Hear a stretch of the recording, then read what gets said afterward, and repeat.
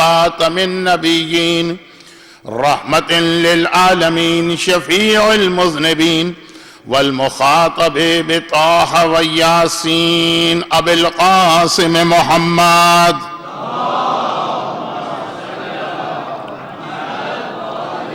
وآله الطيبين الطاهرين المعصومين المظلومين المنتجبين الميامين سيما على الإمام المنتظر والحجة الثاني عشر عجل اللهم له الفرج ولعنة الله على أعدائهم أجمعين. أما بعد فقد قال الله الحكيم في كتابه الكريم بسم الله الرحمن الرحيم ضرب الله مثلا للذين آمنوا امرأة فرعون إذ قالت رب ابن لي بيتا عندك في الجنة وقال المال والبنون زينة الحياة الدنيا والباقيات الصالحات خير عند ربك ثوابا وخير عملا. وقال ومن آياته أن خلق لكم من أنفسكم أزواجا لتسكنوا إليها وجعل بينكم مودة ورحمة إن في ذلك لآيات لقوم يتفكرون.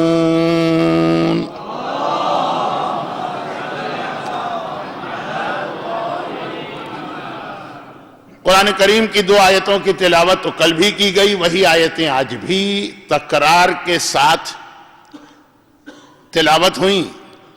اور تیسری آیت وہ ہے کہ جو ماہ ربیع الاول سے لے کے ایام اعزاز شروع ہونے سے کچھ پہلے تک آپ حضرات بہت زیادہ دیکھتے رہتے ہیں اور پڑھتے رہتے ہیں.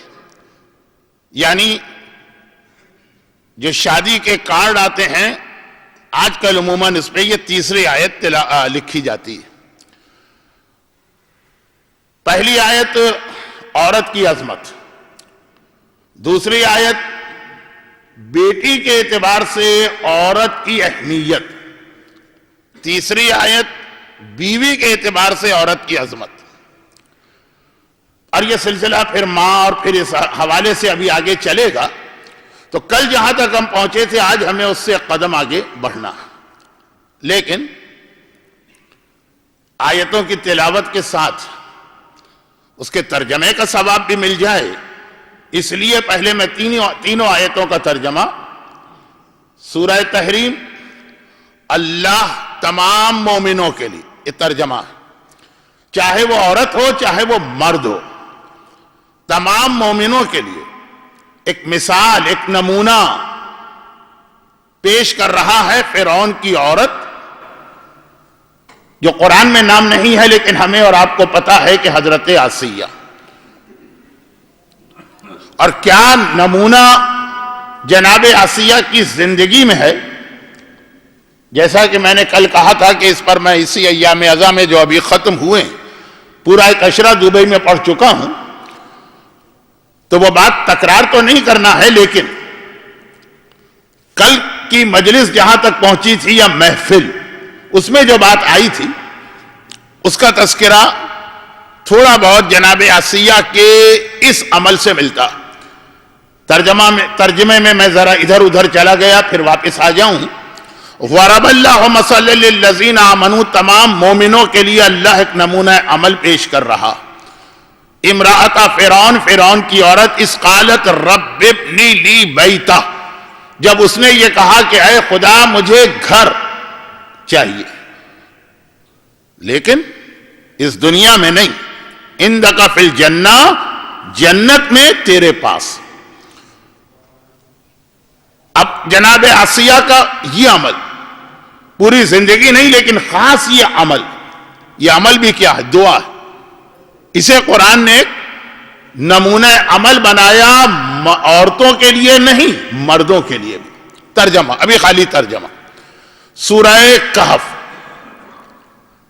المال والبنون، مال اور بیٹے دنیا کی زندگی کی تو زینت، لیکن ہمیشہ رہنے والی نیکیاں یعنی بیٹیاں، ان سے امید بھی زیادہ ہے اور ان کا ثواب بھی زیادہ ہے. اور ثواب کا زیادہ تعلق آخرت سے. جناب آسیہ کی دعا کا تعلق بھی آخرت سے. سورہ کہف کے اندر بیٹیوں کی فضیلت کا تعلق بھی آخرت سے زیادہ. میں لفظ زیادہ کہہ رہا ہوں، یہ نہیں کہہ رہا ہوں کہ ثواب پورا کا پورا آخرت کا مسئلہ. ہر نیکی اس دنیا میں بھی آپ کو فائدہ پہنچاتی ہے. اب ثواب کا لفظ میں نے نکال دیا. نماز شب پڑھیں گے اتنا ثواب ملے گا، یعنی کب؟ قبر اور قیامت میں وہ تو ہے ہی، وہ زیادہ. لیکن اس دنیا میں بھی حافظہ طاقتور ہوگا، حج کا موقع ملے گا، قرضوں کی ادائیگی ہوگی، روزی میں برکت ہوگی. اب یہ جو آپ نماز شب کے فوائد معصوم کی زبانی سنتے رہتے ہیں، تو ثواب کا زیادہ تعلق آخرت سے ہے، لیکن سارا کا سارا آخرت نہیں، دنیا میں بھی. قرآن نے کہا کہ یہ بیٹیاں والباقیات الصالحات خیر عند ربک ثوابا، جو ثواب زیادہ لے کے آتی ہیں بیٹوں کے مقابلے میں. اور تیسری آیت تو شادی کے کارڈ پر ہے، لیکن چونکہ آج کل شادی کے کارڈ صرف انگریزی ہی زبان میں بھیجے جاتے ہیں، اس اعتبار سے اس کا ترجمہ اردو کے اندر ذرا کم کانوں میں پڑتا. سورہ روم کی آیت ہے جو آپ ہر سال شب قدر میں 23ویں رمضان کو تلاوت قرآن کے درمیان سنتے ہیں. سورہ روم آپ خود بھی تلاوت کرتے ہیں، اس کی آیت. اور آیت شروع بھی ہو رہی ہے وَمِنْ آیَاتِهِ سائنز آف اللہ. اللہ کی نشانیوں میں ایک اہم نشانی یہ کہ اس نے تمہارے لیے بیویوں کو پیدا کیا. اور یہ آیت میں اس سے پہلے ایک بار امام بارگاہ علی رضا کے عشرے کا عنوان بنا چکا ہوں، تو وہاں پہ میں نے ایک لفظ کی جانب آپ کی توجہ مبذول کرائی تھی کہ وَمِنْ آیَاتِهِ أَنْ خَلَقَ لَكُمْ، اللہ نے تمہارے لیے خلق کیا اور پیدا کیا ازواجہ، تمہاری بیویوں کو. لیکن بیچ میں ایک لفظ آیا مِنْ أَنفُسِكُمْ، خَلَقَ لَكُمْ مِنْ أَنفُسِكُمْ ازواجہ، بیویاں پیدا کی تم ہی میں سے. اللہ کی اصل نشانی وہ بیوی جو ہمیں اس دنیا میں ملی. ہماری اور آپ کی زیادہ امیدیں اور تمنا اس بیوی کے لیے ہیں جو جنت میں ملے گی، یعنی حور. اس وقت میں نے عرض کیا تھا کہ حوریں جو ہے وقت گزارنے کے لیے تو اچھی چیز ہے، لیکن زندگی گزارنے کے لیے حور جو ہے نا وہ آدمی کے لیے اطمینان لے کے نہیں آتی. ہم اور آپ تو کیا ہیں، آدم جنت میں پیدا کیے گئے، حوروں کے درمیان ہے، لیکن وہاں بھی ان کو حوا چاہیے. تو خیر یہ تو ابھی 8 دن آج کے بعد اور ہیں، شاید ذرا تفصیل سے یہ مسئلہ آ جائے. لیکن وہ حدیث آپ نے بہت سنی کہ ایک نیک اور صالح یا صالحہ بیوی جنت کی تمام حوروں کو ملا کر ان سے بھی زیادہ افضل ہے ایک مومن کے لیے. یہ الگ بات ہے کہ کوئی کہہ دے کہ اگر یہی والی ملنا ہے تو پھر جنت لے کے کیا کریں گے. بہرحال وہ باتیں تو ہوتی رہیں گی. ان خلق لکم من ازواجکم، ان خلق لکم من انفسکم ازواجا، تم میں سے تمہاری بیویاں پیدا کی ہیں. کوئی جنوں میں سے بیوی نہیں آئی، کوئی حوروں میں سے بیوی نہیں آئی. لیکن کیوں پیدا کی؟ وَجَعَلَ بَيْنَكُمْ مَوَدَّةً وَرَحْمَةً لِتَسْكُنُوا إِلَيْهَا، 3 مقاصد کے لیے. وہ گھر میں مودت لے کے آتی ہے، وہ گھر میں رحمت لے کے آتی ہے، وہ گھر میں سکون لے کے آتی ہے. ماں رحمت ہے. ماں کے چہرے پہ نگاہ ڈالنا ایسا ہے جیسے کعبے کے چہرے پہ نگاہ ڈالنا. ہر آدمی جانتا بھی ہے، سمجھتا بھی ہے، مانتا بھی ہے، عمل کرے نہ کرے وہ ایک الگ بات ہے. بیٹی رحمت ہے.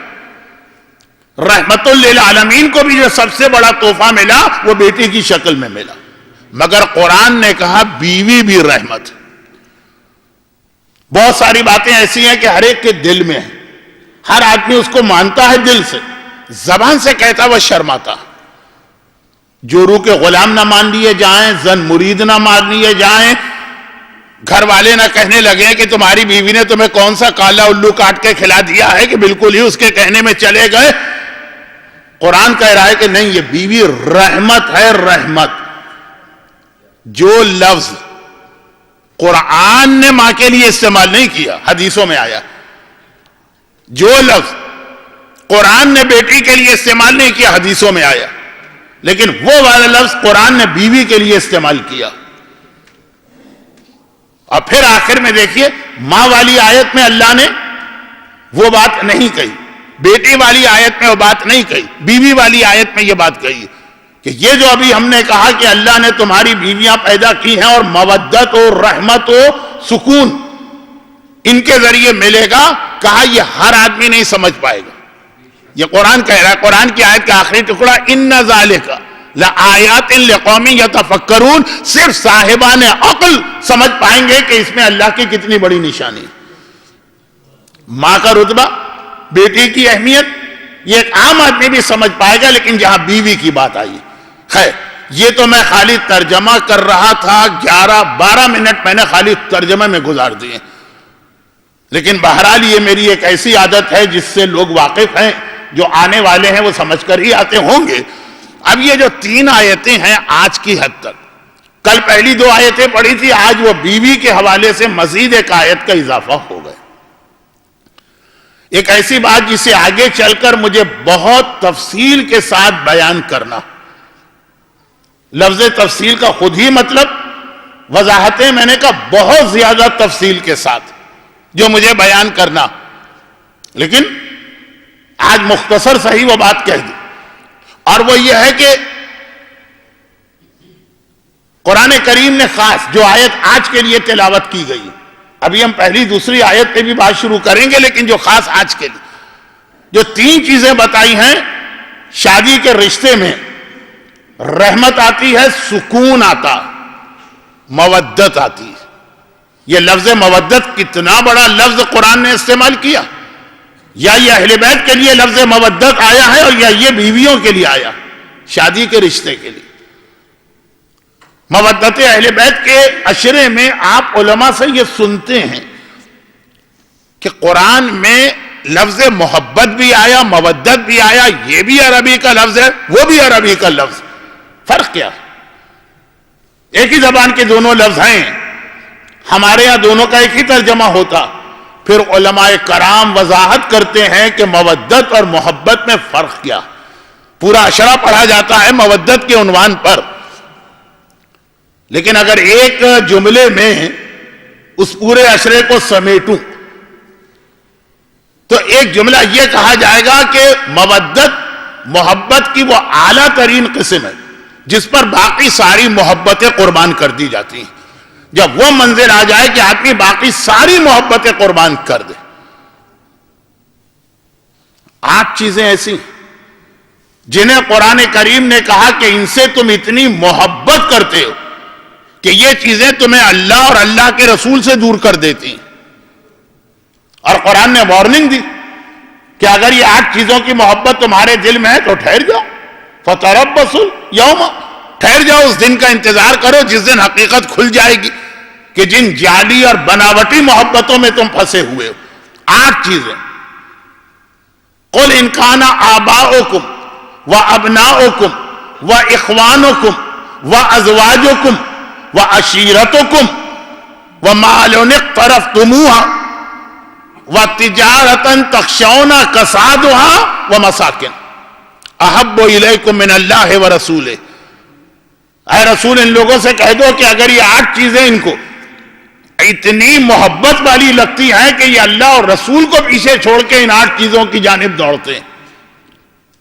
یہ 8 چیزیں یہ بھی محبت والی، لیکن یہ محبت والی ہیں، مودت والی نہیں. مودت کہتے ہیں جس پہ باقی ساری محبتیں قربان ہو جائیں. جب اللہ اور رسول کا تذکرہ آ جائے تو یہ 8 چیزیں قربان کرنا ہے، کیونکہ اللہ اور رسول سے محبت نہیں کی جاتی بلکہ مودت کی جاتی. اے حبیب کہہ دو ان لوگوں سے تمہارے والدین، باپ اور ماں کا کتنا رتبہ اسلام نے بتایا، ان سے محبت کرنا ایمان کی نشانی قرار دیا. تو اسلام کو اس پر اعتراض نہیں ہے کہ تم اپنے والدین سے کیوں محبت کر رہے ہو، بلکہ اگر محبت نہ کرو تو اعتراض ہوگا. لیکن وہی بات کہ محبت کرو، ان سے مودت نہ کرنا. معلوم ہوا کہ باپ کے کہنے پہ داڑھی منڈوا کے آ گئے، یعنی اللہ قربان ہو گیا باپ کی محبت میں، جبکہ الٹا ہونا چاہیے. باپ قربان ہو جانا چاہیے اگر وہ اللہ سے ٹکرا رہا ہے یا دونوں کی محبتیں ٹکرا رہی. وَأَبْنَاؤُكُمْ، اور تمہاری اولاد سے محبت کرنا جزء ایمان ہے.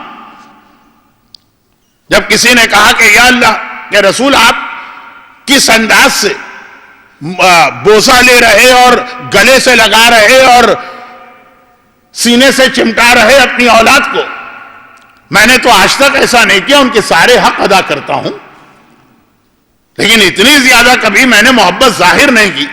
تو پیغمبر نے فرمایا کہ تیرے دل میں مومن کا دل نہیں ہے، پتھر کا ٹکڑا. وہ شقی ہے جو اپنی اولاد کے لیے بھی محبت کرنے کو اور محبت ظاہر کرنے کو تیار نہ ہو. چنانچہ سوتے ہوئے بچے کو پیار کر کے آگے بڑھ جانا یہ اتنا زیادہ اسلام میں پسندیدہ نہیں، ظاہر بھی ہونا چاہیے. اچھا، اب یہ ساری چیزیں تفصیل کے ساتھ عشرے میں آنا چاہیے، میرے ذہن میں ہیں یہ ساری چیزیں اپنے موقع پر آئیں گی، لیکن احتیاطاً ایک جملہ کہہ دوں کہ میرا تجربہ یہ ہے کہ جو عنوان بھی لے کے میں عشرے میں چلتا ہوں آگے وہ اتنا پھیل جاتا ہے کہ آخری مجلس میں پھر وہ سمیٹا نہیں جاتا. تو محبت اولاد کی لازم ہے. قرآن یہاں اولاد کی محبت کو برا کہہ رہا. اچھا یہ بھی دیکھیے کہ اتنا کھول کے چیزوں کو قرآن نے بہت کم جگہ سمجھایا. ایک ایک چیز، باپ الگ، بیٹا اولاد الگ. وَأَزْوَاجُكُمْ، اور تمہاری بیویاں. ابھی اس سے پہلے آیت تلاوت کی کہ بیوی گھر میں آتی ہے محبت لے کے آتی، اب قرآن اس محبت کی مذمت کر رہا. وَعَشِيرَتُكُمْ، چھوٹی سی بات کتنی پھیلا رہا ہے قرآن. اور تمہارے رشتہ دار، جو جملہ مجھے کہنا ہے آخر میں، یہ لفظ رشتہ دار اس میں بہت اہم ہے. تمہارے رشتہ دار سارے بلڈ ریلیٹیوز، یہ بھائی ہے، وہ بہن ہے، یہ بھتیجا ہے، وہ بھانجا ہے، وہ خالہ ہے، وہ ماموں ہے، وہ پھوپھی، ان سے محبت. صلہ رحم اسلام کی اہم ترین عبادتوں میں سے ایک حدیث جو میں بہت زیادہ پڑھتا رہتا ہوں، اگرچہ اب بہت ساری ایسی حدیثوں کو میں محسوس کر رہا ہوں کہ دوبارہ پڑھنا چاہیے، کیونکہ اب جو میں اتنے لمبے عرصے کے بعد آیا ہوں تو مجمع مجھے خاصا بدلا نظر آ رہا. کچھ پرانے لوگ بھی ہیں، بہت سارے نئے لوگ بھی، لیکن فی الحال تو وہ حدیث کی تشریح نہیں، صرف ایک لفظ کہ جنت پر بورڈ لگا ہوا ہے کہ اس میں نو انٹری، داخل ہی نہیں ہو سکتا وہ آدمی جو قاطع رحم ہے، رشتہ دار کا حق ادا نہیں کرتا.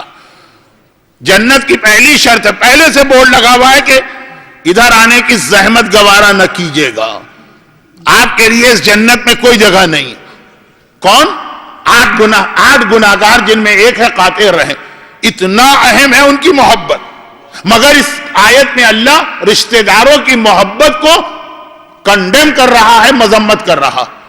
اب اس کے بعد انسانوں سے ہٹ کے دوسری چیزیں آئیں. وَإِخْوَانُكُمْ کا لفظ بھی آیت میں آیا جس کا ترجمہ رہ گیا. والدین، بھائی. اخوانکم تمہارے اولاد، تمہارے بھائی. 3 تمہاری بیویاں یا شریک حیات، جو انگریزی میں لفظ آتا ہے اسپاؤس، لائف پارٹنر. اور تمہاری فیملی اور تمہارا خاندان جن سے صلہ رحم واجب ہے. یہ 5 چیزیں، اور پھر وہ 3 چیزیں ایسی کہ جو آج بھی ہر مومن کی سب سے بڑی تمنا ہوتی. وَمَالٌ اقْتَرَفْتُمُوهَا، وہ مال جو تم نے بڑی محنت سے خون پسینہ ایک کر کے جمع کیا. جو حلال کی کمائی ہوتی ہے واقعاً آدمی کو اس سے محبت ہوتی اور ہونی بھی چاہیے. من قتل دون مالہ اور عرضہ اور نفسہ فہو شہید. پیغمبر کی مشہور حدیث میں مال بھی شامل. جو اپنی جان بچاتے ہوئے مارا جائے، جو اپنی عزت و ناموس بچاتے ہوئے مارا جائے، جو اپنے مال کی حفاظت کرتے ہوئے مارا جائے، وہ شہید ہے. شہادت کا رتبہ دیا ہے، نیت ہے تبھی تو یہ رتبہ شہادت ملا. کسی شراب خانے کو بچاتے ہوئے مارے جائیں، کسی ڈسکو کلب کو بچاتے ہوئے مارے جائیں، کسی کیسینو کو بچاتے ہوئے مارے جائیں، نعوذ باللہ کے شہید کہلائیں گے. وہ پاکستانی اخبارات ہیں لکھ دیتے ہیں کہ 18 آدمی شراب پینے سے شہید ہو گئے. لیکن جو ذرا بھی اسلام کو جانتا، کہا کہ مال کو بچاتے ہوئے مارا گیا تو عزت کو بچاتے ہوئے مارا جانے والا شہید یہ بھی شہید. لیکن اس آیت میں مذمت ہے. وَتِجَارَةً تَخْشَوْنَ كَسَادُهَا، اور وہ تمہارا بزنس کہ ہر وقت تمہیں ڈر رہتا ہے کہ اس کے اندر نقصان نہ ہو جائے، گھاٹا نہ ہو جائے. صرف آیت کے الفاظ کا ترجمہ کر رہا ہوں بہت اپنے آپ کو کنٹرول کرتے ہوئے. ان میں سے ہر چیز تشریح طلب ہے، لیکن جیسا کہ میں نے عرض کیا کہ بعد میں وضاحت فی الحال میرے ذہن میں یہ ہے کہ آگے اشرے میں ان کی وضاحت ہوگی.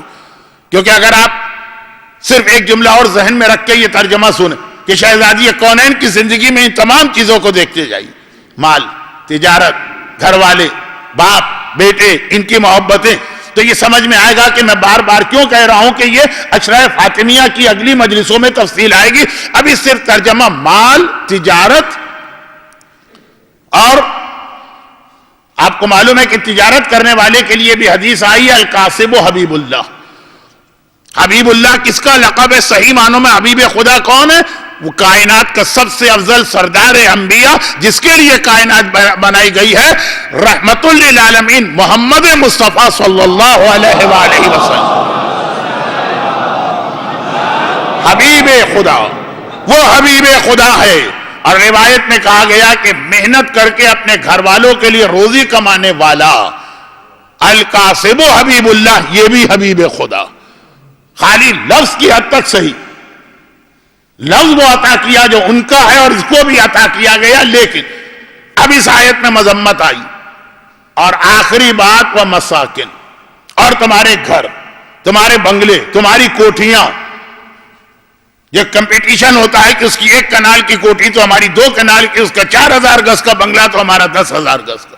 مساکن، اب یہ قرآن نے 8 چیزیں یہ بتائیں، ان سے محبت کی جاتی ہے. لیکن احب الیکم من اللہ ورسولہ، اگر محبت اتنی بڑھ جائے کہ اللہ اور اللہ کی رسول کی محبت سے زیادہ یہ محبت ہو، ان کی محبت کے دائرے میں رہے، ان کی محبت کے تابع رہے تو ٹھیک ہے.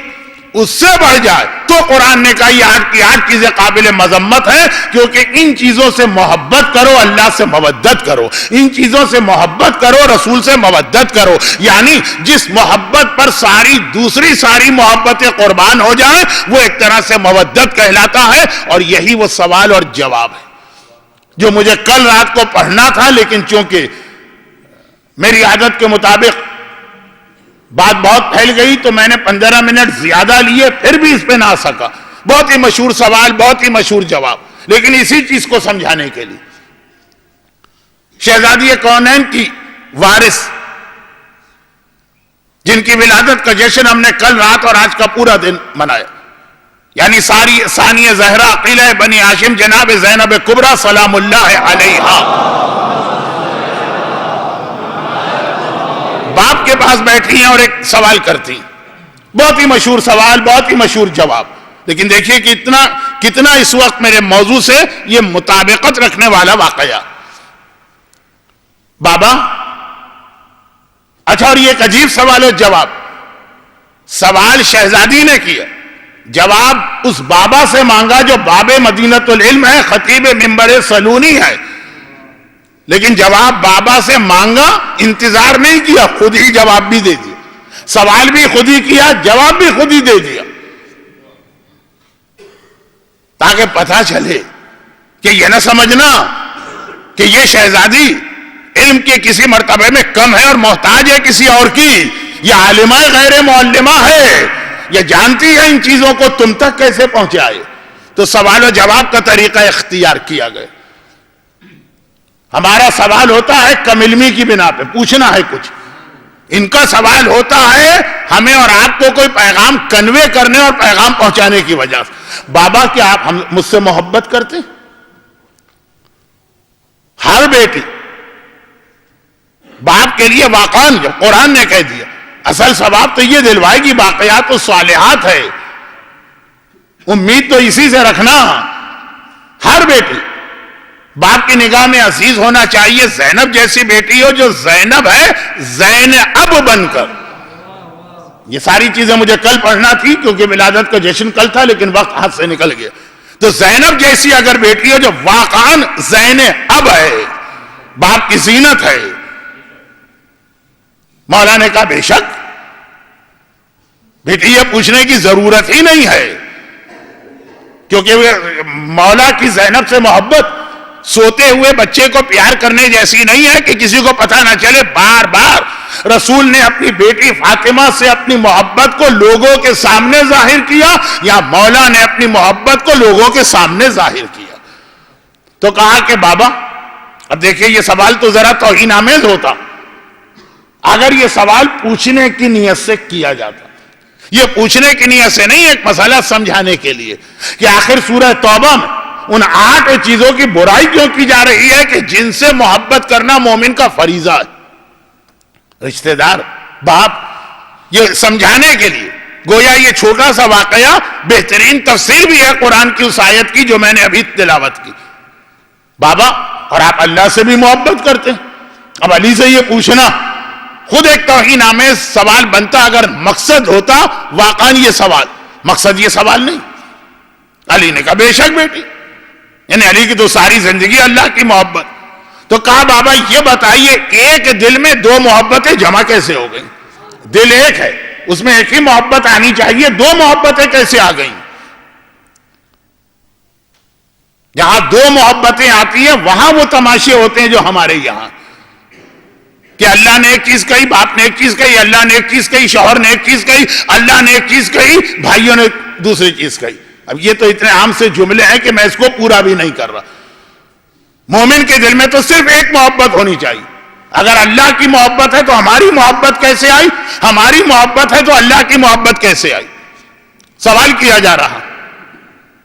اب مولا اس سے پہلے کہ جواب دے، عالمہ غیر معلمہ نے خود ہی جواب دے دیا کہ ہاں بابا میں سمجھ گئی، ہماری محبت بھی اللہ کی محبت کی وجہ سے ہے کہ اصل محبت اللہ کی ہے. جب اللہ سے محبت کرو گے رسول سے محبت کرنا پڑے گی. جب رسول سے محبت کرو گے اہل بیت سے محبت کرنا پڑے گی. جب اہل بیت سے محبت کرو گے زینب کبریٰ کے احسان کے سامنے سر جھکانا پڑے گا.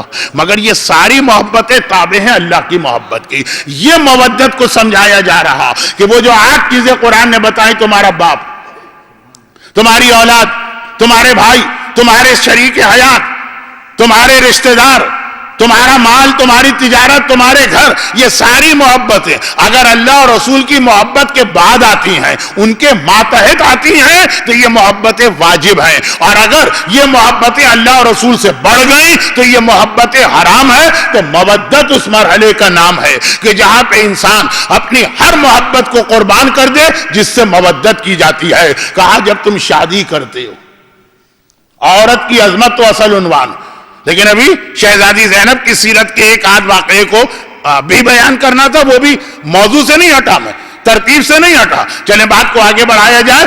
آیت کے تیسرے مرحلے میں، تیسری آیت بیوی والی سورہ روم، شادی کارڈ کے اوپر بڑے اہتمام سے لوگ چھپواتے ہیں اس آیت کو. کہا کہ بیویاں مودت لے کے آتی. اب دیکھیے میں نے کہا کیونکہ آدھا مجمع بعد میں آیا، جو جملہ میں کہہ رہا تھا اس وقت یہ آدھا مجمع نہیں تھا، تو وہ جملہ دوہرا دو کہ اس پر تفصیلی بات بعد میں ہوگی کہ قرآن تو یہ 3 باتیں کہہ رہا، لیکن ہمارا اور آپ کا تجربہ ذرا سا اس سے مختلف بھی ہوتا. شادی سے پہلے زندگی بہت اچھی گزرتی، اور آج کل بہت سارے لوگ ہیں، اکا دکا نہیں، میں یہ نہیں کہتا کہ 90%، لیکن اچھی خاصی بڑی تعداد ہے جو کہتے ہیں شادی سے پہلے پھر بھی زندگی بہت آرام سے گزر رہی. ایک بہت ہی بےہودہ محاورہ، پتہ نہیں ممبر سے بیان بھی کرنا چاہیے کہ نہیں، وہ بنا بھی اسی وجہ سے. کہا شادی سے پہلے تو زندگی بہت اچھی گزر رہی، شادی کے بعد تو مصیبت میں پھنس گئے، ٹینشن میں آ گئے، روزانہ کے پرابلم. جب کبھی گھر میں قدم رکھو معلوم ہوا کہ شادی کیا کی تھی، ہم نے ایک مصیبت مول لے لی تھی. کیسی مودت، کیسا سکون، کیسی رحمت. لڑائی جھگڑا پہلے گھر والوں سے، پھر شوہر سے، پھر اس سے، پھر اس سے، بہرحال وہ ایک اختلاف کا مسئلہ. ہماری آج کی دنیا میں فیملی لائف کے پرابلم اتنے بڑھ چکے ہیں کہ ساری دنیا کے اندر آپ باقی دنیا والوں کو چھوڑو، میں تو اہل بیت کے ماننے والوں کی بات کر رہا ہوں. ساری دنیا کے ہر علاقے کا جائزہ لیجئے، اس کثرت کے ساتھ اور اچانک طلاق کے کیسز بڑھ گئے ہیں۔ ایک تو ہوتا ہے کہ آہستہ آہستہ کوئی چیز 10%، پھر 12 ہوئے، پھر 15 ہوئے، پھر 18 ہوئے، پھر 20 ہوئے، آہستہ آہستہ، کیا کہتے ہیں انگریزی میں، گراف جو ہے نا بہت اسٹیڈی سے آگے بڑھ۔ اور ایک ہے کہ ایک دن 10% ہے، اگلے دن معلوم ہے 80%۔ تو اتنے زیادہ جو بڑھ گئے ہیں، تو یہ اس پہ شہزادی کی سیرت ہو، عورت کی عظمت ہو، اس عنوان پہ بات نہ کی جائے، یہ کیسے ممکن ہے؟ چنانچہ وہ خواتین جنہوں نے مجھے آج سے کئی سال پہلے امام بارگاہ علی رضا میں ایک پرچہ بھیجا تھا، وہ ابھی سے سمجھ لیں کہ اگر اب تک ان کے پاس اس کی کاپی موجود ہے اور وہ اس کو دوبارہ بھیجوانے والی تو کوئی فائدہ نہیں ہے اس کا۔ ابھی ایک مومن مجھے یاد بھی دلا رہے کہ جی میں کراچی کھارادر میں پیدا ہوئی، جب سے ہوش سنبھالا آپ کی مجلسیں مجبوراً سننا پڑتی تھی کیونکہ آپ ہی وہاں پڑھ رہے ہوتے تھے، اور سوئم کی مجلس، چیلم کی مجلس، اس وقت داڑھی اور حجاب کی بات، پھر وہاں میری عمر شادی کے قابل ہوئی، یہی موضوع آپ کے چل رہے تھے۔ شادی کے بعد میں شارجہ آئی، یہاں پہ آپ کو اتنے سالوں سے سنا، پھر آپ کے یہی موضوع داڑھی اور حجاب چل رہے ہیں، یہاں تک کہ میرے بچے جوان ہو گئے، کب تک ایک ہی جگہ پہ یہ سوئی اٹکی رہے گی؟ تو میں ان کے لیے کہہ رہا ہوں، اس کا جواب تو میں نے اس وقت دے دیا تھا، میں جواب نہیں دے رہا ہوں کہ ایک بار پھر آپ کو یہ شکایت ہو جائے گی آگے کی مجلسوں میں، کیونکہ شہزادی کونین کی سیرت کا بیان اور اس میں حجاب نہ، یہ میرے لیے تو ممکن نہیں ہے۔ تو وہ پرچہ اگر آپ نے تیار کر کے رکھا ہے تو بیکار ہے بھجوانا، میں اسے ایک طرف رکھ دوں گا۔ شہزادی کی زندگی ہو، حجاب کا ذکر بھی ہوگا، شہزادی کی زندگی ہو، فاقوں میں کس طرح سے خدا کو یاد کیا جاتا ہے، اور شہزادی کی زندگی ہو تو شوہر اور بیوی کے درمیان مودت اور رحمت و سکون کیسے ہوتا۔ تو اب یہ تفصیل آگے آئے گی، لیکن صرف ایک جملہ کہ لوگ یہ کہتے ہیں کہ قرآن کہہ رہا ہے، ٹھیک کہہ رہا ہے، اب جب تک مسلمان ہیں اس وقت تک تو قرآن پہ اعتراض نہیں کر سکتے ہیں، ٹھیک کہہ رہا ہے قرآن، لیکن ہمارا تجربہ تو اس کے بہت خلاف ہے۔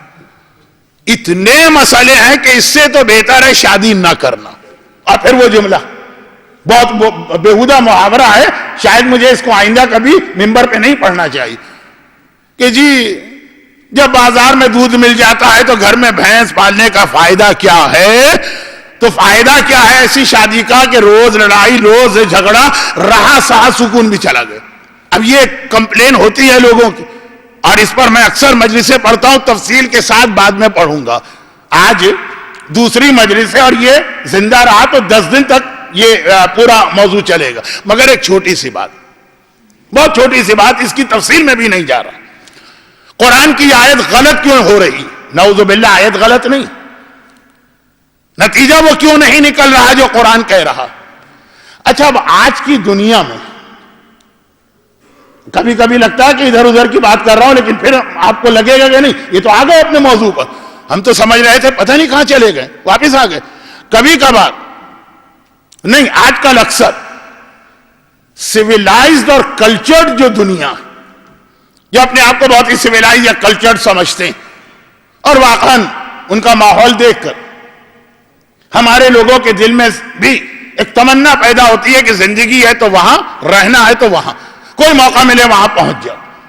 تفصیلات بیان کرنے کی اور نام لینے کی نہ ضرورت ہے نہ وقت، 35 منٹ گزر گئے ہیں، ابھی ایک طرح سے ترجمے ہی کے مرحلے پر ہم ہیں، لیکن ان کا ایک فارمولہ، ان قوموں کا جن کا ہمیں پاسپورٹ چاہیے، جہاں کا ہمیں امیگریشن چاہیے، جہاں کی زندگی دیکھ دیکھ کے ہم اتنے تڑپے جاتے ہیں کہ اپنی جان بھی خطرے میں ڈالتے ہیں، اپنا مال بھی خطرے میں ڈالتے ہیں، جس مال سے سورہ توبہ کہہ رہا ہے کہ تمہیں اتنی محبت۔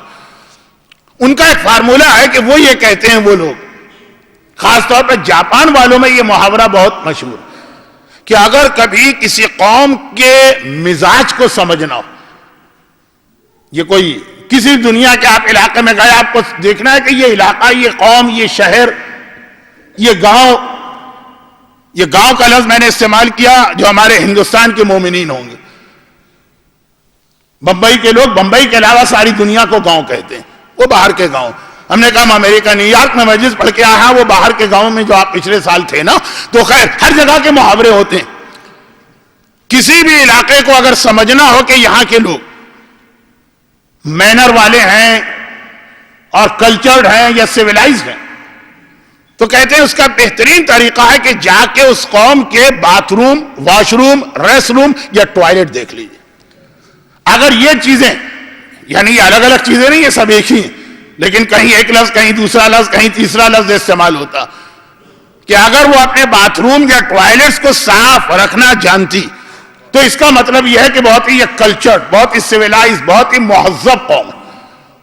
اور اگر یوں ظاہری اعتبار سے دیکھنے میں بہت ٹیم ٹام ہے، بہت صفائی ہے، سب کچھ ہے، لیکن باتھ روم میں آپ نے قدم رکھا، ایئرپورٹ کے باتھ روم، ریلوے اسٹیشن کے، بس اسٹاپ کے، شاپنگ مال کے، پھر گھروں کے، تو گھروں میں تو پھر بھی آسان ہوتا ہے، لیکن قوم کے مزاج کا انداز، یہ ایک اصول ہوتا ہے۔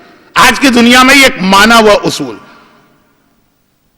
پہلا کام لوگ یہی کرتے ہیں کسی نئے علاقے میں پہنچ کر۔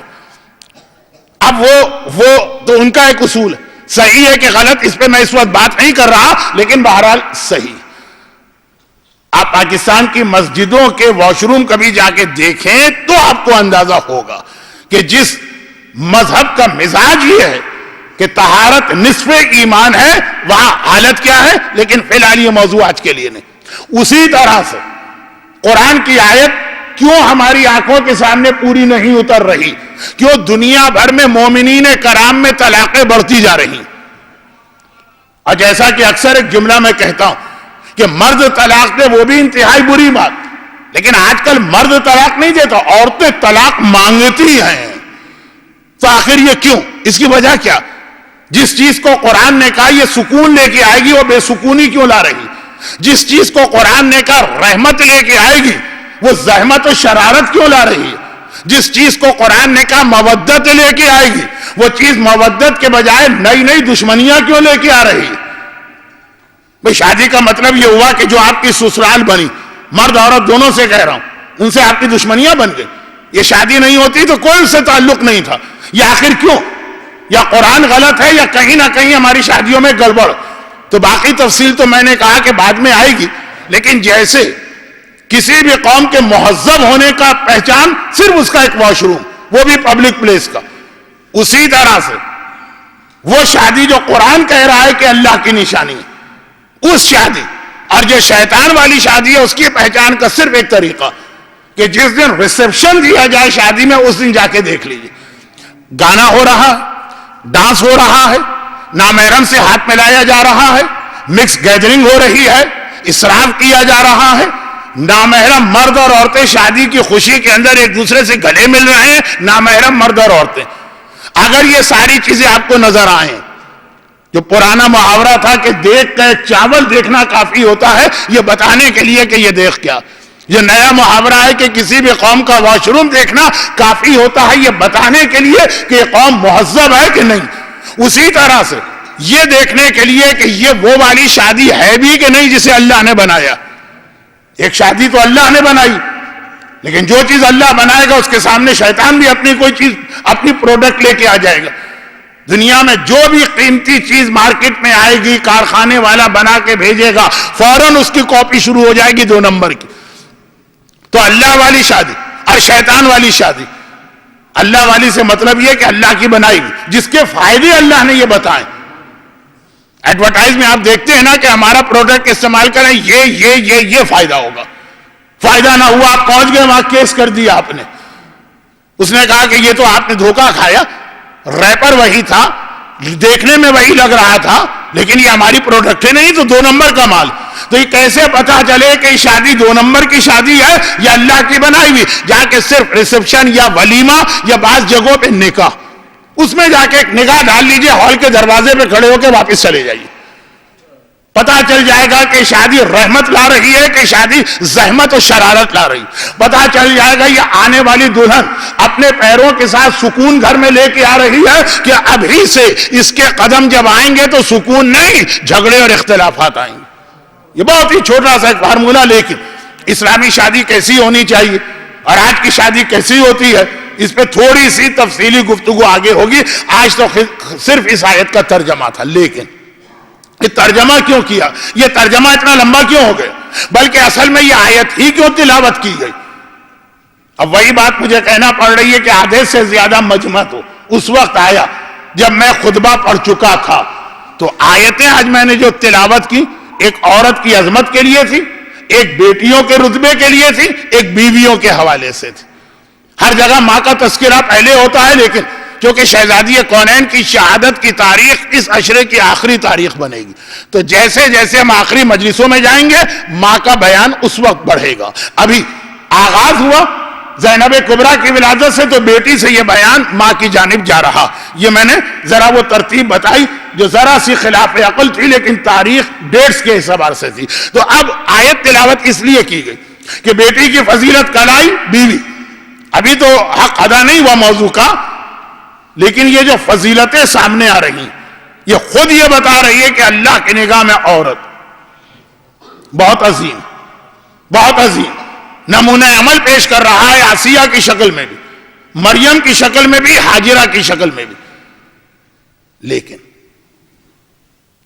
یہاں تو ابھی صرف ایک دن میرا گزرا، کچھ ایسے حالات ہیں کہ میں براہ راست مومنین کرام کے رابطے میں بھی نہیں، لیکن اس عنوان پہ تو میں ہر سال ان تاریخوں میں دنیا بھر میں پڑھتا ہوں. پہلا سوال یہ ہوتا کہ مولانا آپ کہہ رہے ہیں کہ عورت اتنی عظیم ہے، لیکن سوری ٹو سے کہ جو آج تک ہم نے سنا اور جو اسلام ہم نے پڑھا اس کے اعتبار سے یہ ظاہر نہیں. وہ جملے آج بھی مجھے سننے کو ملتے ہیں اپنے ملک پاکستان میں. عورت تو مرد کی خدمت کے لیے بنائی گئی، عورت تو خالی بچے پیدا کرنے کی ایک فیکٹری ہے. عورت کا جو کام ہی صرف یہ ہے کہ وہ ہاتھ باندھے کنیز کی طرح کھڑی رہے، داسی کی طرح سے کہ آقا کہتا کیا، یعنی شوہر. عورت وہ تو شوہر مجازی خدا ہے، وہ شوہر یہ مطالبہ کرتا ہے اپنی بیوی سے جو اصلی خدا کی اطاعت نہیں کرتا ہے، لیکن بیوی سے مطالبہ ہے کہ مجازی خدا کی اطاعت کرو. ویسے یہ لفظ آیا کہاں سے کہ عورت مجازی خدا؟ خیر، تو یہ ساری باتیں کہا کہ نہیں. ہم نے کہا یہ آپ کو کیسے پتا چلا؟ کہ جتنا ہم نے آج تک ہم نے سنا اور جو ہم نے پڑھا.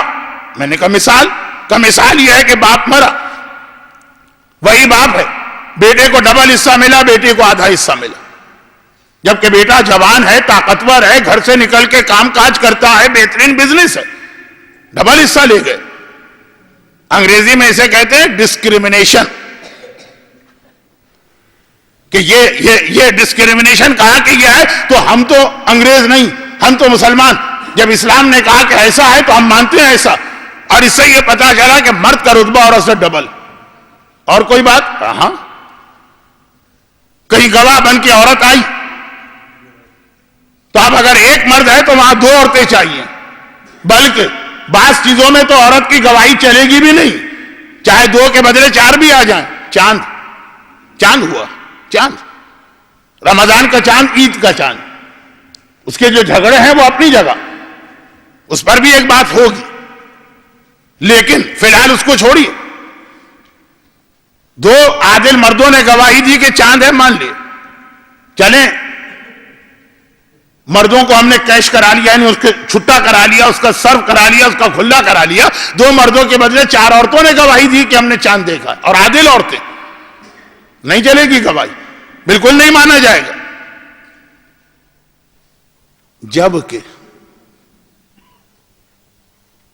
دیکھنے کے اندر عورتوں کی آنکھیں چیل کی آنکھوں سے کم تو نہیں ہوتی ہے نا. کس نے کون سے شیڈ کی لپسٹک لگائی ہوئی تھی، کس کے نیل پالش کون سے شیڈ کی تھی، کس کی جوتی جو تھی، وہ آدھے سیکنڈ پہ کسی پہ نگاہ پڑے اور وہ بتا دے. میں لباس کی طرف اور پرس کی جانب تو جا ہی نہیں رہا ہوں. ناخنوں کی نیل پالش تک کا شیڈ بتا دیا جائے گا کہ یہ واقعا لپسٹک سے میچ کر رہا ہے کہ نہیں کر رہا. کہا چاند، عورت، صرف عورت. اور کس وجہ سے؟ تو کہا یہ اس بات کا ثبوت نہیں. میں نے کہا اور یہ شوہر مارے، شوہر پیٹے، شوہر ظلم کرے، شوہر کوئی حق ادا نہ کرے، مگر بیوی طلاق لے نہیں سکتی ہے، مجبور ہو کے شوہر ہی سے کہنا پڑے گا کہ مجھے طلاق دو. اور مرد کی مرضی ہے، جب دل چاہا اس نے طلاق کہا اور بات ختم ہو گئی. میں نے کہا ساری چیزیں جو آپ بتا رہے ہیں، تو آپ کے خیال میں کیا یہ کسی کی عظمت کو پہچاننے کا کوئی طریقہ کہ اسلام نے بتایا کہ عظمت اس سے پہچانی جاتی؟ کہا اور کیا، گواہی میں اس کی گواہی آدھی چلی اور بعض چیزوں میں بالکل نہیں چلی. اور میں نے کہا اور بعض چیزوں میں پوری اسی کی گواہی چلی، اسے آپ کیوں بھول گئے؟ بعض چیزیں ایسی ہیں جس میں عورت ہی کی گواہی چلتی ہے، پوری پوری گواہی. اب ایک جملہ میں ایسا کہہ رہا ہوں کہ وہ بھی میری زندگی بھر کا ایک بہت ہی پسندیدہ عنوان ہے، لیکن فی الحال اس عشرے میں اس کی گنجائش نہیں ہے، شاید بیچ میں نکل بھی آئے. جو آج کل خود ہمارے درمیان زمانے کے امام کے بارے میں اعتراضات شروع ہوئے،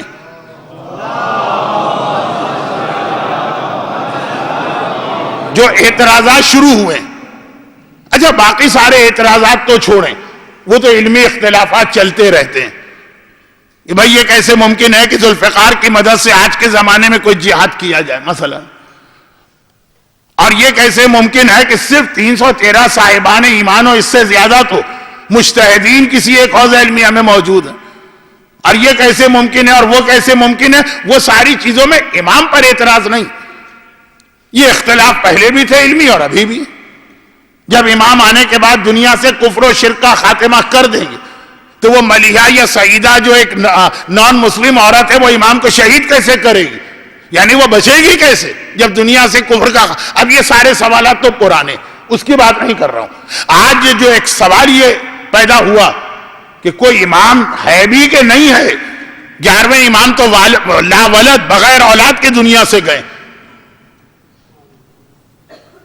اب میرا یہ جملہ اگر پوری تقریر میں سے کاٹ کے یوٹیوب پر پیش کیا جائے اور ہیڈنگ لگائی جائے کہ شارجہ میں مولانا صادق حسن نے امام زمانہ کا انکار کیا، صرف یہ ایک جملہ کہ 11ویں امام لا ولد دنیا سے گئے، ان کی کوئی اولاد ہی نہیں، تو سننے والے تو کہیں گے واقعاً ان کی آواز بھی ہے، چہرہ بھی وہی ہے اور انداز بھی وہی ہے، تو وہ اس کا مطلب یہ ان کا عقیدہ. لیکن آپ بیٹھے ہیں تو آپ سن رہے ہیں نا کہ جملہ میں نے کیا کہا کہ آج کل جو یہ اعتراض شروع ہوا کہ 12واں امام کوئی ہے ہی نہیں.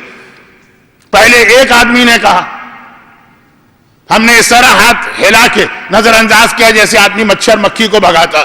اب تو باقاعدہ ایک بڑا گروہ بن گیا، اپنوں کی بات. لیکن جیسا کہ میں نے عرض کیا کہ یہ خود ایک بہت بڑا عنوان. تو اب اس کے جو جواب آتے ہیں، اعتراض کے ساتھ جواب، تو اب اعتراض کیا ہے کہ 11ویں امام کی اولاد نہیں تھی، اور جن حدیثوں میں 11ویں امام کی اولاد بتائی گئی ہے وہ تو ایک عورت کی گواہی ہے. بھئی حکیمہ خاتون اس موقع پہ تھی نا، انہوں نے گواہی دی، تو عورت کی تو گواہی ویسے ہی آدھی ہوتی ہے. اور وہاں پہ جو جواب دیے گئے اس کے اندر یہ جملہ آیا کہ ہر جگہ عورت کی گواہی آدھی نہیں ہے، کہیں عورت کی گواہی مرد سے بھی زیادہ پوری ہے. ولادت کے موقع پر عورت ہی کی گواہی قبول کی جائے گی اور فل فلیج گواہی. تو خیر یہ تو ایک ضمنی بات آ گئی، بہت اہم بات تھی، لیکن وقت بھی تو مجھے دیکھنا ہے، ٹائم. تو خلاصہ یہ نکلا کہ یہ ساری ہمارا عنوان یاد رکھیے، عورت کی عظمت. کہا کہ یہ آپ بیٹی کی عظمت، ماں کی عظمت، بیوی کی عظمت، ساری باتیں لا رہے ہیں.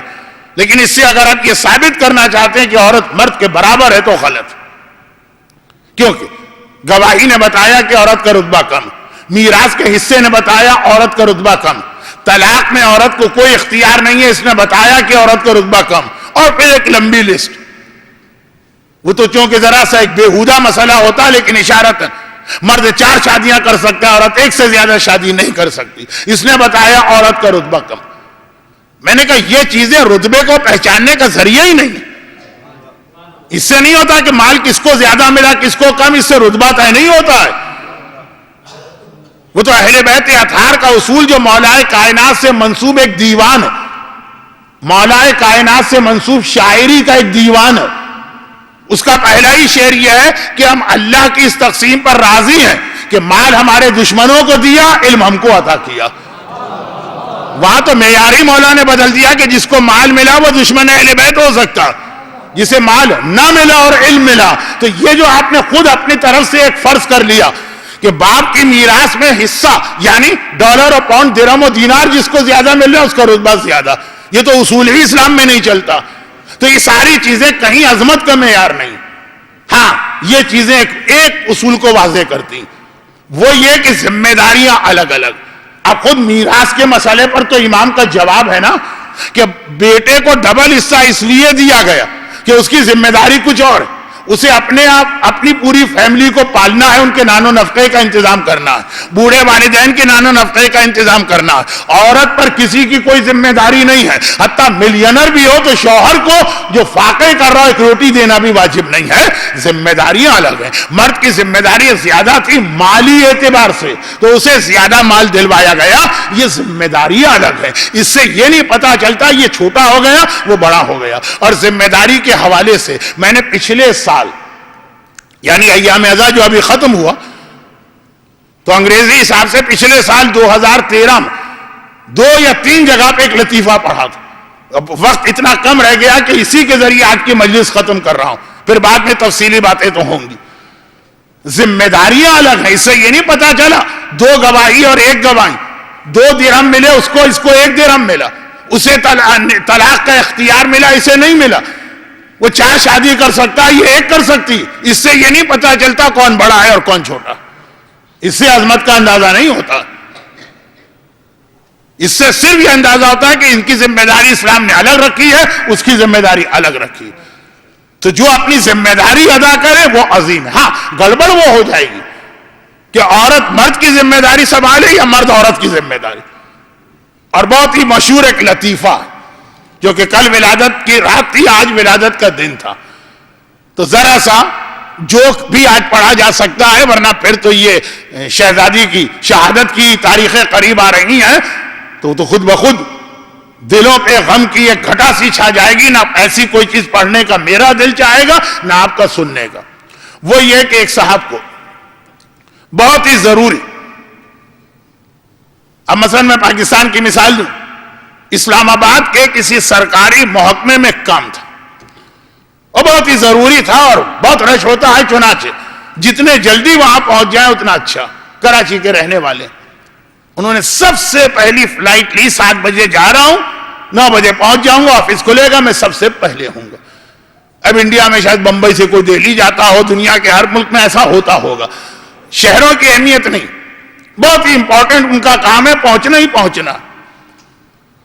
چنانچہ وہ صبح 7 بجے کی فلائٹ ہے تو 5 بجے اٹھیں گے, ہاتھ منہ دھوئیں گے, گھر سے نکلیں گے. صبح 5 بجے اٹھ گئے اور جب نکلنے کی تیاری کر رہے ہیں 5:30 تو چوکیدار آیا. ہر گھر کے لیے جو ایک سیکیورٹی والا, ایک حارس, ایک ناتور, ایک چوکیدار ہوتا, وہ جو پوری رات پہرا دیتا رہتا ہے کہ کوئی چور ڈاکو, خیر یہ تو فضول وقت میں آپ کا ضائع کر رہا ہوں. وہ آیا, کہنے لگا صاحب آپ اس فلائٹ سے نہ جائیے. ارے بھائی کیوں نہ جاؤں, اتنا پہلے میں نے بک کی ہے, اتنا میرا ضروری کام ہے, وقت پہ مجھے پہنچنا ہے, پتہ نہیں دیر سے پہنچوں, آفس بند ہو جائے, رش بہت زیادہ ہو جائے, میرا 1 ملین کا نقصان ہو جائے. کہا نہیں صاحب, بس میں ہاتھ جوڑتا ہوں, میں پیر پکڑتا ہوں, میں آپ سے درخواست کرتا ہوں, میں وہ اس فلائٹ سے نہ جائیے, کل چلے جائیے گا, بعد کی فلائٹ سے چلے جائیے گا. میں نے کہا بھائی بات آخر وجہ کیا ہے اس معاملے سے تمہارا تعلق کیا ہے؟ کہا کہ میں رات کو سو رہا تھا تو میں نے خواب میں دیکھا کہ یہ جو پلین جس سے آپ جا رہے ہیں یہ ایئر کریش ہوا, جہاز تباہ ہو گیا, فضا میں سارے مسافر مارے گئے. اور اس انداز کا خواب تھا کہ میرے دل کو تو یقین کامل ہے کہ بالکل سچا. بس اب دل میرا گھبرا گیا ہے اور میں نہیں چاہتا کہ آپ کو نقصان پہنچے. رونا دھونا پیر, اگرچہ ایک چوکیدار کی بات میں آ کر اپنا اتنا نقصان, لیکن کبھی کبھار ایسا ہوتا ہے کہ آدمی, خاص طور پہ جو بہت پرانا اور وفادار, اچھا چلو خیر تم کہہ رہے ہو تو ٹھیک ہے میں بیٹھ جاتا ہوں.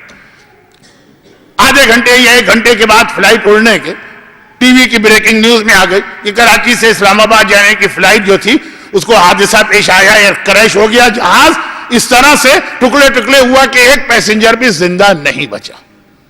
جان بچ گئی, یقینی جان بچی. خوشی کے عالم میں چوکیدار کو بلایا, بڑا بھاری انعام دیا کہ تم نے میری جان بچائی. اور ساتھ میں پھر اسے, چوکیداروں کو تو لیٹر نہیں دیا جاتا, سمجھانے کے لیے کہہ رہا ہوں, ایک ٹرمینیشن لیٹر بھی دیا کہ آج سے مجھے تمہاری ضرورت نہیں ہے, تمہاری خدمت کی, میں نے تمہیں نوکری سے نکالا, گھر جاؤ. وہ گھبرا گیا, میں نے آپ کی جان بچائی, میں نے آپ کے اوپر ایک طرح سے احسان کیا, میں نے آپ کے حق میں اچھائی کی, اور آپ نے اس کا یہ صلہ دیا کہ اتنے سال سے آپ کے یہاں نوکری کر رہا ہوں, آپ نے نکال دیا. کہا کہ ہاں نکالا میں نے اس لیے کہ تم کہہ رہے ہو کہ تم نے رات کو خواب میں دیکھا، تم ہو چوکیدار، تمہارا کام تھا ساری رات جاگ کے گھر کی حفاظت کرنا. خواب دیکھنے کا مطلب یہ کہ تم رات کو سو رہے تھے، اپنی ڈیوٹی یا اپنی ذمہ داری ادا نہیں کر رہے تھے. وہ ٹھیک ہے میری جان بچ گئی تمہارے خواب کی وجہ سے، لیکن اس سے یہ بھی پتا چلا کہ تم اپنی ڈیوٹی سے غافل تھے. تو میں نے چوکیدار خواب دیکھنے کے لیے نہیں رکھا ہے، گھر کی حفاظت کے لیے رکھا ہے، چنانچہ جاؤ یہاں سے. اب پتہ نہیں یہ کام صحیح ہوا کہ کام غلط ہوا. اچھا انڈیا میں تو واقعہ ایسا پیش بھی آیا. انڈیا میں تو واقعا نہیں، آج سے 20 25 30 سال پہلے کی بات ہے، جب لال بہادر شاستری انڈیا کے ریلوے منسٹر تھے اور وہ بہار کے کسی علاقے میں ریل جا رہی تھی اور ڈرائیور نے دیکھا کہ پل پر جب آدھے پل پر ریل پہنچی ہے تو آگے کا پل ٹوٹا ہوا ہے. ایک دم اس نے گاڑی کو روکا اور ریل کو ریورس کیا کیونکہ باقی پل بھی ٹوٹ رہا تھا. اسے انعام بھی دیا گیا، اس کو نوکری سے نکال بھی دیا گیا، کیونکہ ریلوے کے قانون میں یہ ہے کہ ریلوے لائن ریل جو ہے پل پہ کبھی ریورس نہیں ہو سکتی. جو اس نے ریورس کیا ہے تو قانون کو توڑا. تو خیر اب یہ تو ایک حقیقی واقعہ ہے، لیکن یہ جو خواب والی بات میں نے کہی ذرا سوچی مالک نے صحیح کیا کہ غلط کیا؟ جان تو بے شک اس کی بچ گئی، لیکن ایک بار یہ پتا چل گیا کہ یہ سو رہا. اب ہو سکتا ہے کہ کبھی چور آئے، ڈاکو آ جائیں، یہی نہیں اس کا پورا گھرانہ مارا جائے. وہ آئیں گے گھر پہ حملہ کریں گے، مال لوٹیں گے، بیوی بھی مر سکتی ہے، بچے بھی مر سکتے ہیں جو اپنی ذمہ داری ادا نہ کرے. تو جب ذمہ داریاں الگ ہوتی ہیں تو یہ آدمی کا یہ کارنامہ نہیں ہے کہ اس نے خواب دیکھ لیا جو سونے والے کو دیکھنا چاہیے. اس کا فریضہ تھا جاگتا رہتا اور گھر کی حفاظت کرتا رہتا. یہی مسئلہ اسلام نے عورت کا رکھا کہ اے عورت یہ آدھا حصہ دلوانے سے تیرا رتبہ کم نہیں ہوا، لیکن یہ آدھا حصہ اس لیے دلوایا تیری ذمہ داری کوئی اور ہے. اپنی ذمہ داری چھوڑ کے ادھر آ جائے کہ مردوں کی طرح سے ہمیں بھی حق طلاق چاہیے، مردوں کی طرح سے ہمیں بھی برابر کا میراث میں حصہ چاہیے، مردوں کی طرح سے ہمیں بھی برابر کی گواہی دینا ہے. اپنی ذمہ داری چھوڑ کے دوسرے کی ذمہ داری میں دخل دے گی، اس کے اوپر انعام نہیں ملے گا، اس پر ٹرمینیشن لیٹر ملے گا. تو اسلام نے کہیں بھی عورت کے رتبے کو کم نہیں کیا ہے، اس کی ذمہ داری الگ بتائی ہے. تو وہ کیا ذمہ داری؟ وہ کیا ذمہ داری جس کے لیے عورت پہ یہ 3-4 پابندیاں بھی لگائی گئی؟ یہ انشاءاللہ کل سے بات شروع ہوگی. کچھ بیوی کے حوالے سے بات تو آ گئی کہ کیا ذمہ داری، لیکن بہت مختصر سرسری تفصیلات انشاءاللہ کل سے آنا شروع ہوں گی. تو ایک ذمہ داری ہے عورت کی، وہ ذمہ داری اگر عورت پورا کرتی ہے تو بیٹی بن کر بھی وہ باقیات الصالحات اور باپ کے لیے ثواب لے کے آتی ہے. اگر ثواب لے کے آتی ہے اگر وہ اپنی ذمہ داری ادا کر رہی ہے. اور اس کے لیے مصائب سے پہلے وہ ایسا واقعہ کہ یہ بچہ بھی کہے گا کہ میں نے اپنی اتنی سی عمر میں 50 دفعہ سن لیا، آپ نے 50,000 دفعہ سنا، لیکن ذرا سا ایک اندازہ ہو جائے گا باقی 8 دن کے عنوان کس طرف جائے گا. کہ اگر وہ اپنی ذمہ داری ادا کرتی ہے، چوکیدار کی ذمہ داری ہے رات کو جاگنا، خواب دیکھنا نہیں، وہ اگر اپنی ذمہ داری ادا کرتی ہے تو اس کی وہ عظمت ہے کہ قرآن کہتا ہے ضرب اللہ مثلا للذین آمنوا، اے مومن مردوں تمہارے لیے ہم عورت کو ایک نمونہ بنا کے پیش کر رہے ہیں. وہ ذمہ داری اگر ادا کرے. اور واقعہ اتنا مشہور، اللہ کے رسول کے پاس ایک نوجوان گھبرایا ہوا آیا. تو بہت جلدی میں آگے بڑھ رہا ہوں، وہ بھی کل کی مجلس آج کی مجلس ذرا 10 منٹ زیادہ ہو گئی کیونکہ تھوڑا سا ویکینڈ کہلاتا ہے یہ. ورکنگ ڈے میں تو انشاءاللہ میں وقت کا خیال آپ کے لیے بھی کروں گا اور حالات کے اعتبار سے بھی. گھبرایا ہوا آیا کہ یا رسول اللہ میرا باپ بیمار ہے. کل پہلی مجلس بیٹی سے بیان شروع ہوا، آج دوسری مجلس کا اختتام بیٹی پر بیان مکمل ہوا. یا رسول اللہ میرے باپ کی طبیعت بہت خراب ہے، علاج تو کرا رہے ہیں، لیکن ڈاکٹروں نے کہا ہے کہ دوا کے ساتھ ان کو سکون بھی پہنچاؤ. اور سکون یہ ہے کہ انہیں میری بڑی بہن یعنی جو پہلی اولاد ہے وہ بھی بیٹی بڑی محبت ہے، وہ شادی شدہ ہیں، مدینے کے دوسرے محلے میں رہتی ہیں. وہ باپ کہتا ہے اسے لے کر آؤ. سکون انہی چیزوں کا نام ہے. میں گیا لیکن وہ کہنے لگی کہ میرا شوہر تو سفر پہ گیا اور اس نے اجازت نہیں دی گھر سے نکلنے کی، تو اللہ کے رسول نے ہر بیوی سے کہا ہے کہ شوہر کی اجازت کے بغیر گھر سے نکلنا حرام ہے۔ اب یا شوہر اجازت دے اور یا پھر رسول اجازت دے، اصل اجازت تو رسول کی ہے۔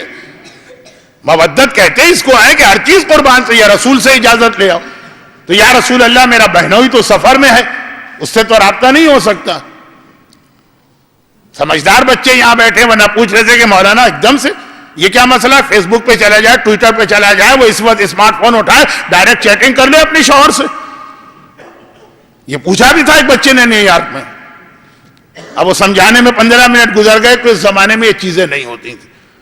وہ حیرت ہوتی ہے بچوں کو، وہ تو کہتے ہیں ہم تو توقع کر رہے ہیں کہ قبر میں آئی پیڈ رکھیں گے تاکہ مرنے والے سے ہمارا کانٹیکٹ رہے، اور آپ کہہ رہے ہیں کہ وہ زندہ سے بھی اس وقت یہ باتیں نہیں ہوتی تھی۔ خیر یہ تو بات کی چیزیں ہیں۔ شادیوں کی تباہی میں اس کا کتنا بڑا حصہ ہے فیس بک کا اور آئی پیڈ کا اور اسمارٹ فون کا اور ٹویٹر کا، یہ آپ کو معلوم ہے، اس لیے یہ جملہ میرا فضول نہیں تھا۔ لیکن بہرحال یہ آج کی بات تو ختم کروں تو یا رسول اللہ اجازت دیجیے۔ پیغمبر نے سر جھکایا اور اس کے بعد کہا جب شوہر کی اجازت نہیں ہے تو میں بھی اجازت نہیں دیتا۔ یہ نہیں کہا کہ میں نہیں دے سکتا ہوں، النبی اولی من المؤمنین بانفسہم، نبی کو حق ہے، لیکن ہر حق نبی ہر جگہ استعمال نہیں کرتے، کا اجازت نہیں دے سکتے۔ چند دنوں بعد اور گھبرایا آیا کہ یا رسول اللہ اب تو ڈاکٹروں نے بھی علاج ختم کر دیا اور کہا کہ آج آخری رات ہے باپ کی، اب یہ کل تک زندہ نہیں بچے گا، چنانچہ جو وصیتیں وغیرہ کروانا ہے کروا لو۔ جو کل میں نے بات کہی تھی کہ پہلے مرتے مرتے 4-6 مہینے لگ جاتے تھے، تو اب 4-6 مہینے سے بیمار ہے، ابھی آخری رات۔ اس وقت بابا کی زبان پہ صرف ایک لفظ ہے کہ بیٹی کو لاؤ، میں بیٹی کو دیکھ لوں، پھر تو قیامت کے دن ملاقات ہوگی۔ میں گیا، بیٹی رونے لگی، لیکن کہا گھر سے نکلو، کہا کیسے نکلو۔ کتنا مشہور واقعہ ہے، لیکن اس کے آخری جملے تک پہنچا کے آیت جو پہلے دن سے پڑھی جا رہی ہے اس کے پیغام کو مکمل کرنا۔ پیغمبر نے پھر سر جھکایا، تھوڑی دیر سوچا یا ظاہر کیا جیسے سوچ رہے ہیں، اور کہا کہ جب شوہر کی اجازت نہیں ہے میں بھی اجازت نہیں دیتا، چلا گیا، کوئی بحث نہیں۔ اگلے دن اس طرح روتا ہوا آیا کہ دیکھنے ہی سے پتا چلا کہ یتیم ہو گیا، ننگے سر ہے، گریبان چاک ہے، آستینیں بلند ہیں، آنکھوں سے آنسو جاری۔ یا رسول اللہ میرا باپ آج صبح مر گیا، ہم یتیم ہو گئے۔ پیغمبر نے پرسا دی، کہا لیکن میں اس وقت میت چھوڑ کے صرف اس لیے آیا ہوں، یہ تو میت ابھی تیار ہو رہی ہے، صرف اس لیے آیا ہوں کہ گھر والوں کی خواہش ہے کہ باپ تو بیٹی کو مرتے مرتے نہ دیکھ سکا، بیٹی تو آخری دیدار باپ کا کر لے۔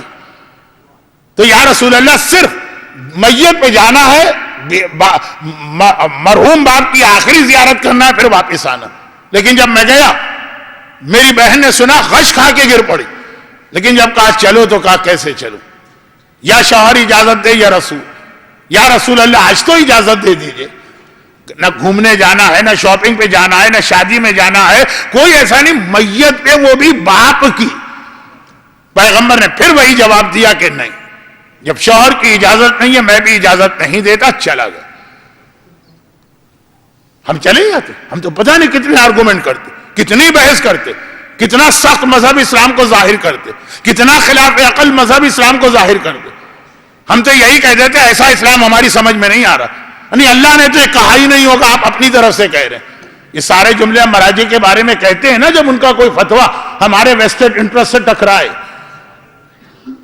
لیکن کچھ نہیں، اطاعت تو اسی کا نام ہے، جو کہہ دیا چاہے میت پہ آنے سے بھی روک دیا، چلا گیا۔ 3-4 دن کے بعد پھر آ گیا۔ پیغمبر نے کہا کہ آج کوئی سوال، آج کیا سوال لائے؟ کہا نہیں یا رسول اللہ، وہ تو باپ کی طبیعت خراب تھی تو میں کئی دن آپ کے پاس آ نہ سکا، میں تو خالی ثواب لینے، آپ کی صحبت میں بیٹھنے، آپ سے مسئلے پوچھنے، آپ کی باتیں سننے آیا ہوں۔ پیغمبر نے کہا لیکن میں تمہارا انتظار کر رہا تھا کیونکہ خبر مجھے تمہیں دینا۔ جیسے ہی تمہارا باپ قبر میں گیا، عذاب کے فرشتے عذاب لے کے آ گئے کیونکہ وہ گناہگار تھا۔ لیکن جب جیسے ہی عذاب کے فرشتوں نے عذاب دینا چاہا، ملائکہ رحمت کی دوسری ٹیم وہاں پہ آ گئی، انہوں نے روک دیا عذاب کے فرشتوں کو، ہم تمہیں آگے نہیں آنے دیں۔ گویا ایک طرح سے فرشتوں میں جھگڑا ہو گیا، وہ ملائکہ عذاب کہہ رہے ہیں کہ یہ اتنا گناہگار، ہمیں یہ عذاب دینا۔ رحمت کے فرشتے کہہ رہے ہیں ہمیں حکم خدا آیا کہ فوراً جا کے اس کو بچاؤ۔ خدا سے رابطہ کیا، پروردگارا یہ صحیح ہے کہ وہ صحیح؟ کہا کہ عذاب کے فرشتے صحیح ہیں، اپنے اعمال کی وجہ سے یہ آدمی عذاب کا حقدار تھا، مگر رحمت کے فرشتے بھی صحیح ہیں، اس کے اعمال نہیں، مگر اس کی بیٹی نے میرے دین کی اتنی پیروی اور پابندی کی کہ جس بیٹی نے میرا اتنا خیال رکھا، مجھے اس کے باپ کو عذاب دیتے ہوئے حیا آتی ہے، اس نے میرا خیال رکھا، میں اس کے باپ کا خیال رکھوں گا۔ خیر عند ربک ثوابا، یاد رکھو یہ بیٹیاں ہیں جو تمہیں زیادہ ثواب دلوائیں گی۔ اور آج کی مجلس کا شروع کا یہ تو کل کی مجلس تھا، آج کی مجلس کا کہ ثواب خالی آخرت کا نام نہیں ہے، قبر کا نام بھی ہے اور پھر دنیا کا نام بھی ہے، وہ کل آئے گی بات۔ تو اب یہ بیٹیاں ہیں جو اپنی نیکیوں کے ذریعے سے بغیر کوئی نیت کیے ہوئے، ایک تو ہوتا ہے نا ایصال ثواب کی نیت، یہ میں فاتحہ پڑھتی ہوں اپنے باپ کے لیے، وہ ثواب ملے تو سمجھ میں آتا ہے، نہیں، باپ کی نیت بھی نہیں کی ہے، لیکن دین خدا پہ عمل کر کے اس طرح کا عمل، وہ باپ کی میت پہ نہ گئی۔ ہمارے ہاں کتنی ایسی عورتیں ہیں جو کہیں گی کہ ہم شادی میں نہیں جائیں گے کیونکہ وہاں حرام ہو رہا ہے، کتنی عورتیں۔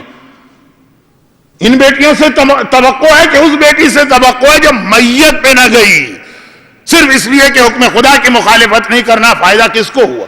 اس کو جو ہوا ہوگا وہ تو بعد میں پتا چلے گا، پہلا فائدہ تو اسی رشتہ دار کو ہوا نا۔